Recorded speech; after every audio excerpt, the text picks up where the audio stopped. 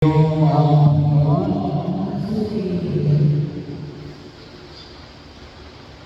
na habang siya sa kanila, bahagi ng unang nakita ni Jesus sa mga tao ay pagkahabag.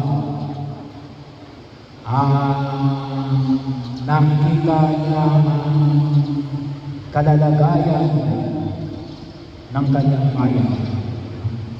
Ang kalalagayan ng mga tao, hindi nakita ni Jesus ang kanilang kahinaan, ang kanilang kawalan.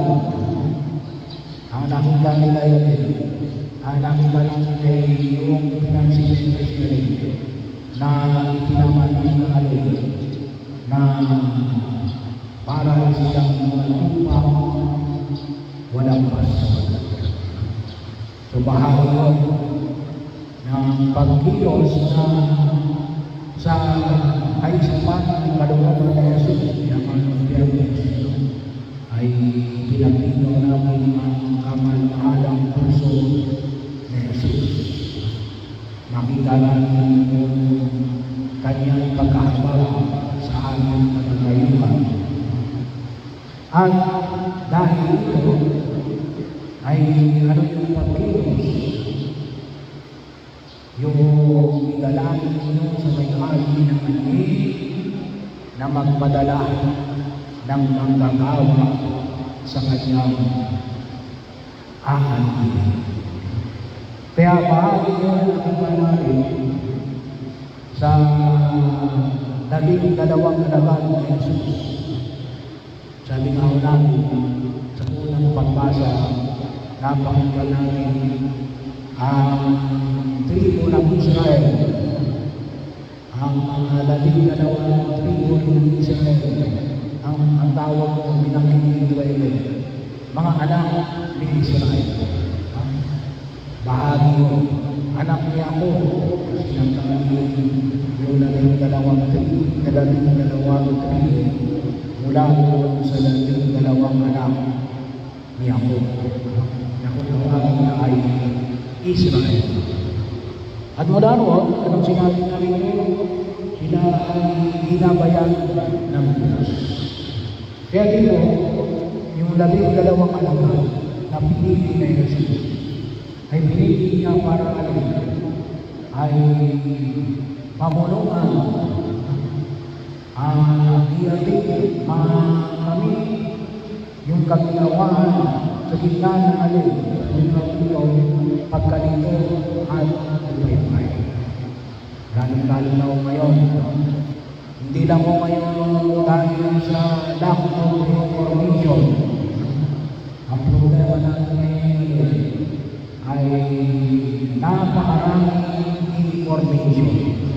At kuminsan, hindi natin makita kung alin ang information or disinformation.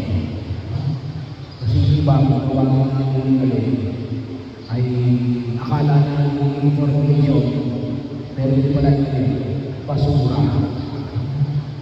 Kaya maraming na nagpapahayag, pero ang tanong ay sino bagay nagpapahayag ito na kung natusin ay tunay na nagululong sa atin ng lakas at pagkalaya. Pinalalaya na tayo o kinukulong tayo. Liberation na o natawagin natin ngayon slavery. Tayo ay tawag na natin ito ay hinahayaan na magiging mga alipin ng mga ilang ay kapangyarihan. Pero ito yung hanggang kaya nga, nakibat ito, ano yung kanyang ibinigay sa kanyang mga alagad. Una, ay sa kanyang pinagpili. Nabanggit nito yung na pinagbawalan sila ng pumunta mula sa mga hindi. Ibig sabihin ng hindi, mga ulo. Noong panahon na yun. Ibig sabihin, hindi katulad nila. Sinabi mo yung din kung paano. Kaya kung kapag sa sekta ay ibang reliyon o ibang sekta, kapag narinig mo magkano yan o hindi, ibig sabihin, hindi ka katulad nila. O sa alimang bayan ng mga Samaritano. Alam natin yung Samaritano ay dahil mga Hudyo na hawakan ng ibang kaisipan. Hindi sapagkat hindi o universal, ngunit ano yung pagkaya ng isa. Unahin mo muna yung iyong. Unahin mo muna yung iyong bago ang kakilaman ng iba. Ano ba muna yung iyong sako? Pangalawa,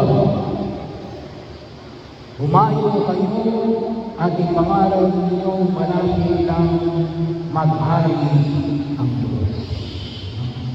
Sinusugo, humayo para ipangaral ninyo na malapit lang maghari ang Diyos.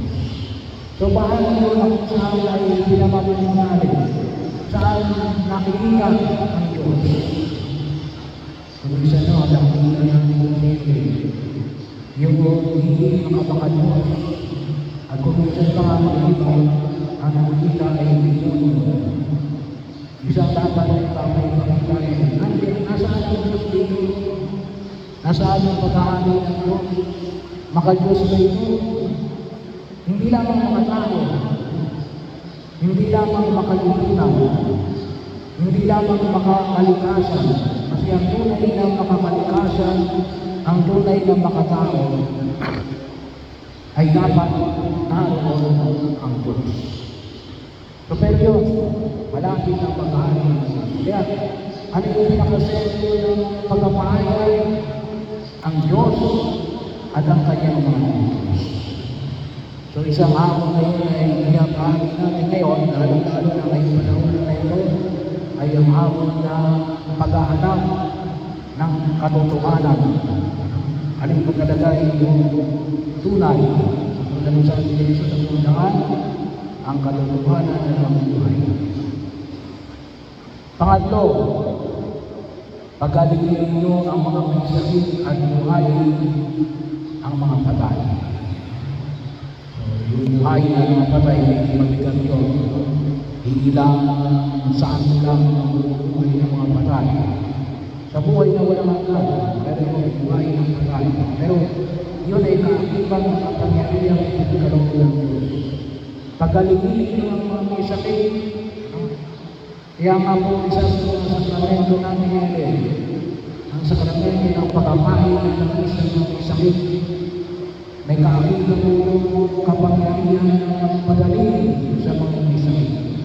Bilang sakramento, bilang sakramento, kaya po sa ating mahina yung kaisipan na yung pagkapain ng langis para sa mga namamatay. Isang bahagi niya ay gumaling mismo yung may sakit. Lalo-lalo na yung tinatawag natin yung hindi na kayang magsimba. Kaya patuloy natin sinahalayan na kung saan huwag kayong matakot na magpatawag ng aming mga magpapahin ng langis ng mga may sakit. At sabi pa, after ng first class natin, na kaya meron tayo healing session. Kasi isa yun sa kapangyarihan ay pinagkalawag ng Diyos sa kanyang mga alaga. Pagalingin niyo ang mga ito ng Jesus, ang keto ay alin, itinuturing na ni AIDS ngayon, cancer, walang pagalingan. Palayasin ang mga demonyo. So, kaakiban yung iway mali, magpapalayas ng mga demonyo. Kahapon, nalulay siya ko. Sabi ko pa, sa bahay. Sabi ko, ang mga magulang ay may kapangyarihan na pwede kung sino yung pwede pumasok sa bahay o yung pwede yung palabas. Kapangyarihan na may hari ng bahay, lalong-lalo na mga magulang. Kasama na rin pa rin yung masamang espiritu. Kaya, also be careful. Sino ang pinapapasok mo sa inyong bahay? Baka mamaya hindi namamalayan. Kayo pala ay na tawagin natin buwan siya.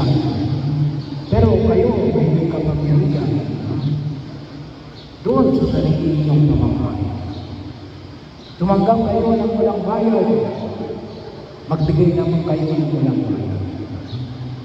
So bahagi ko, lalong-lalo na yung kapangyarihan magpatawad ng kasalanan. Yung bahagi ko na kung saan ay nakikita namin. Kaya nga yung pagkilos natin ay tutusin ay ito isang pagkilos natin. Hindi isang bayad o isang pag-ilimot. Marami kasi tinanggap namin ng walang bayad. Ibigay din natin ng walang bayad. So hindi lang ito para sa mga paro. Bagamat pinapadalangin natin, ipadalangin ninyo ang mga paro, ipadalangin natin ipadalangin nyo yung mga magpaparo. Pero hindi lang ito sa mga paro. Kayo rin ay ginagawa ng Diyos natin na ipangalan ninyo ang pag-aaral ng Diyos.